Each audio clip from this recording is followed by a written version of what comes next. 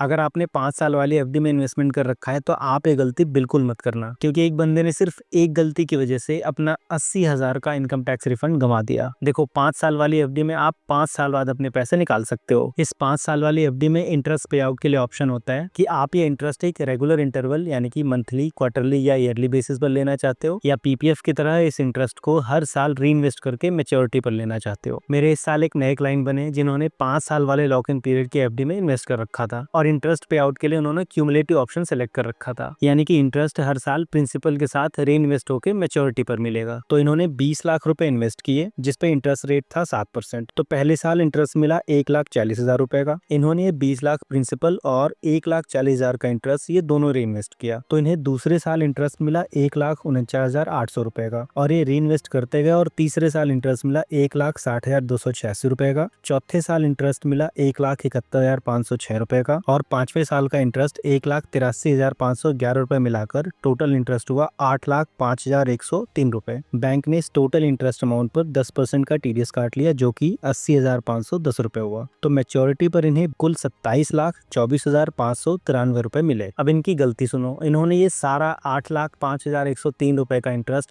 Maturity period वाले ITR में show कर दिया, ये समझकर कि इंटरेस्ट जिस ईयर में मिलता है उस ईयर की इनकम मानी जाती है। इनकी अदर इनकम भी थी जिसकी वजह से इनकी टैक्स लायबिलिटी बनी, और इनका जो टीडीएस कटा था 80,510 रुपए का, वो हो गया 0। जबकि होना क्या चाहिए था, हर साल का इंटरेस्ट हर साल की इनकम में कंसीडर करना चाहिए था, जिससे ये 8,05,103 का टोटल इंटरेस्ट 5 सालों में डिवाइड हो जाता, और लास्ट ईयर में भी 8,05,103 की जगह सिर्फ 1,83,511 की ही इंटरेस्ट इनकम होती, और ओल्ड रिजीम में 5 लाख की इनकम पर और न्यू रिजीम में 7 लाख की इनकम पर कोई टैक्स नहीं पे करना होता, क्योंकि 87A की रिबेट मिल जाती है। तो लास्ट ईयर में इनका जो 80,510 का टीडीएस कटा था वो सारा का सारा रिफंड हो जाता। इनकी सिर्फ एक गलती की वजह से इनको 80,510 रुपए का लॉस हो गया। देखो, भले ही लॉक इन पीरियड के रूल के हिसाब से आप हर साल इंटरेस्ट विड्रॉ नहीं कर सकते, लेकिन आपकी वो हर साल की इनकम तो है जिसे आप री इन्वेस्ट करके इंटरेस्ट कमा रहे हो। तो 5 साल की इनकम को 1 साल की इनकम बनाकर उस पर टैक्स पे करना बिल्कुल भी लॉजिकल नहीं है। ऐसे ही पीपीएफ के केस में इंटरेस्ट अमाउंट आपका हर साल री इन्वेस्ट होता रहता है, तो आपको हर साल वो इंटरेस्ट अमाउंट अपने आईटीआर में जरूर शो करना चाहिए। हालांकि पीपीएफ का इंटरेस्ट एग्जेम्प्ट होता है, उस पर कोई टैक्स नहीं पे करना होता, लेकिन इनकम टैक्स लॉ के हिसाब से एग्जेम्प्ट इनकम को भी हर साल अपनी आईटीआर में रिपोर्ट करनी चाहिए। तो ये बिल्कुल इंपॉर्टेंट नहीं है कि आपको इनकम किस ईयर में रिसीव हुई, बल्कि इंपॉर्टेंट ये है कि वो इनकम किस ईयर से रिलेट करती है। जिस ईयर की इनकम है उसी ईयर की आईटीआर में शो करनी है।